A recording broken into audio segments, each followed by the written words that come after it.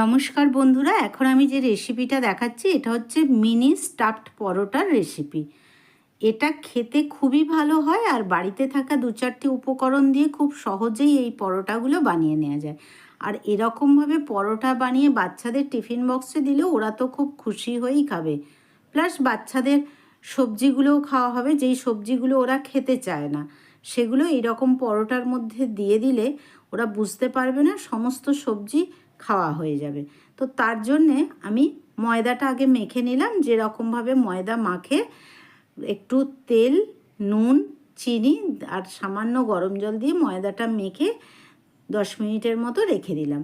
আর একটা বাঁধাকপির টুকরো নিয়েছি, সেটাকে আমি গ্রেটারের সাহায্যে ছোট ছোট করে গ্রেট করে নিলাম। তো বাঁধাকপিটা গ্রেট করা হয়ে গেলে আমি অল্প একটু গাজর নিয়েছি, সেটাও আমি গ্রেট করে নিলাম। আমার বাড়িতে লোক সংখ্যা খুব কম, তাই আমি অল্প অল্প করে নিয়েছি। তোমার বাড়ির লোক সংখ্যা অনুযায়ী তুমি জিনিসগুলো নিতে পারো। এবারে আমি একটা পেঁয়াজ নিয়েছি, সেটাও এর মধ্যে গ্রেট করে দিলাম।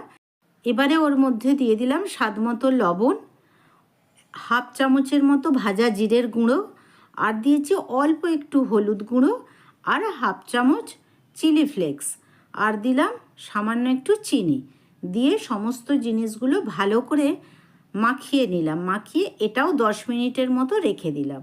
10 মিনিট পরে ওটা থেকে বাঁধাকপি, নুন, চিনি সব গলে একটু জল বেরোলো, সেইগুলোকে একটু হাত দিয়ে চিপে জলটা বার করে দিয়ে সেটা আবার একটা অন্য বাটির মধ্যে ওই পুরটা নিয়ে নিয়েছি। তার মধ্যে 1 চামচ দিয়েছি সোয়া সস আর 2 চামচ টমেটো সস দিয়ে ওইটা ভালো করে মাখিয়ে নিয়েছি। আর এদিকে যে ময়দাটা মেখে রেখেছিলাম ওটা আর একটু থেসে নিলাম, নিয়ে ময়দাটার লেচি কেটে নিলাম। এবারে একটা লেচি নিয়ে এটাকে রুটির মতো করে বেলে নিতে হবে। এটা যতটা পারা যায় বড় করে পাতলা করে বেলতে হবে, যতটা পাতলা করা যায়। এটা বড় করে বেলে নেবার পরে এবার একটা ছুরি নিয়েছি, ছুরির সাহায্যে ওইটার মাঝখান থেকে চিড়ে নিলাম, মানে হাফ থেকে চিড়ে নিয়েছি। নিয়ে এবারে সেই চেরার একটা সাইডে যে পুরটা তৈরি করেছিলাম ওইটা দিয়ে দিলাম, ঠিক তার কোনাকুনি আবার একটা সাইডে আমি ওই পুরটা দিয়ে দিলাম। আর যে দুটো জায়গা ফাঁকা থাকলো ওখানে আমি টমেটো সস দিয়েছি। এবারে নিয়ে ওই চেরার অংশটা ধরে এটাকে মুড়ে দিলাম, আবার ধরে নিয়ে আবার একটা ফোল্ড দিয়ে দিলাম। এরকমভাবে আমি 3বার ফোল্ড দিলাম, দিয়ে সাইডগুলো আর সামনের দিকটা ভালো করে ওটা মুড়ে সরিয়ে রাখলাম। আর একটা দেখাচ্ছি, দেখো এরকম একটা লেচি নিয়ে বড় করে এটাকে বেলে নিয়েছি, পাতলা করে বড় করে নিয়ে এবারে ছুরির সাহায্যে ওইটা চিড়ে দিলাম। এবারে চেরার একটা সাইডে ওই যে পুরটা বানিয়েছিলাম সেটা দিয়ে দিলাম, ওর কোনাকুনি করে আবার একটু পুর ওই দিকটাতেও দিয়ে দিলাম। আর যে দুটো ফাঁকা জায়গা ওখানে আমি টমেটো সস দিয়েছি।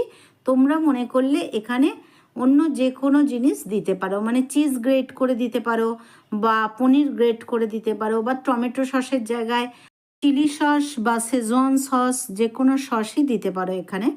দিয়ে ওই রকম আবার 3টে ফোল্ড দিয়ে দিলাম, দিয়ে মুখগুলো ভালো করে বন্ধ করে ওটা রেখে দিলাম। এবার আমি গ্যাসের মধ্যে কড়া বসিয়েছি, তাতে 2 চামচ তেল দিয়েছি। তেলটা গরম হলে ওই ছোট পরোটাগুলো একটা একটা করে এর মধ্যে দিয়ে দিলাম। আর এই সময় গ্যাসের ফ্লেমটা একদম কমিয়ে রাখতে হবে, এটা একটু সময় নিয়ে ভাজতে হবে, তবে ভিতর থেকে ভাজাটা খুব সুন্দর হবে। আর যখন একটা সাইড হয়ে গেল তখন ওটা উল্টে দিলাম, দিয়ে আবার 2 চামচের মতো তেল দিয়েছি, দিয়ে আবার এপিট ওপিট করে ভালো করে এটাকে ভেজে নিলাম। এরকমভাবে একদিন বানিয়ে দেখো, খেতে খুবই সুন্দর হয়। এখানে আমি বাঁধাকপির পুর দিয়েছি, তোমরা মনে করলে যে কোনো সবজির, মানে ফুলকপি বলো, গাজর বলো, মূলো বলো বা সুইট কর্ন, যে কোনো জিনিসের পুর দিয়ে বানাতে পারো।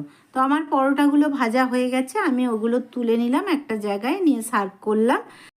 এই পরোটাগুলো তোমাদের কেমন লাগলো আমাকে কমেন্ট করে জানিও।